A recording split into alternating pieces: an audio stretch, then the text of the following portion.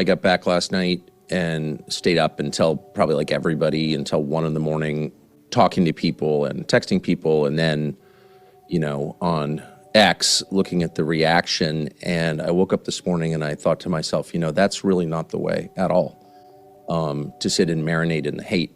Tucker Carlson revealed shocking details the media tried to hide about the people mocking Kirk's death. This case is shaking the world and opening the eyes of millions. It shows just how much senseless hate has been spread against conservatism and freedom of speech. Just the hate. I mean, I must have watched 15 videos of young women celebrating Charlie's death. And my first thought was, well, this is obviously some kind of, manufactured attempt to divide the country against itself, and it's probably all fake. And then you look, and it's actually not fake. Here's a teacher from an elementary school in Idaho, and here's a yoga instructor from West Hollywood, and these are like real people with real names.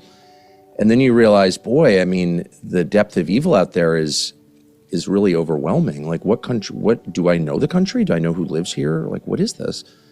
And I was just, I couldn't turn away. And then I realized when I woke up this morning, that's really hurting me. And I woke up to a group text from my wife, to our family text. Of course, everyone knew Charlie. He was just at our house, and very upset, very upset. He shared his concern about how many enemies he had. Even though all he ever did was spread love, he cared about people, even those who hated him. He loved people, even people who hated him.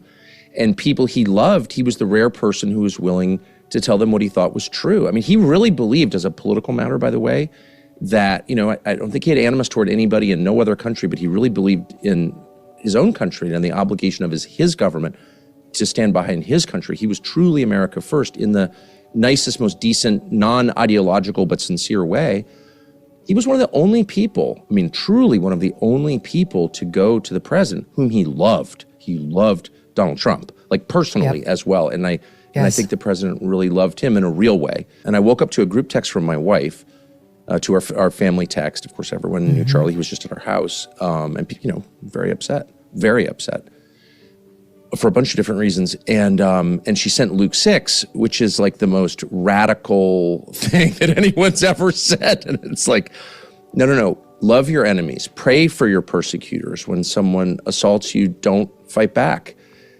Which is impossible, of course. No one can do that, and it literally takes supernatural intervention for anyone to live that way, much less to feel that way. And that's what's called for, is supernatural. He also said that order needs to be restored, because only with order can we find real peace. And peace is what brings true happiness. You can take all kinds of steps. We do need to restore order in the country, and no one's kind of done that for the last 50 years. And this is the end result of true disorder.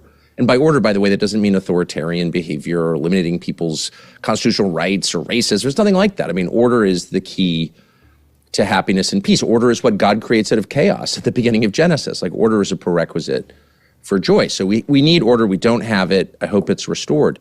But much more deeply, people need to be transformed. He didn't have hate in his heart. And it was funny. And again, it's one of the reasons I couldn't stop looking at these videos last night. People were describing the opposite of what he was. He was filled with hate. No. And if you talk to him about people who had attacked him or who were truly his enemies, up to, and I think including the people who assassinated him yesterday, he would never, ever express hate, ever. He would always turn to, no, this person has been led astray. This person is clearly possessed by dark forces. This person is a perpetrator, but also a victim of evil. That really was his worldview. That's the Christian worldview. And he expressed that in public and especially in private.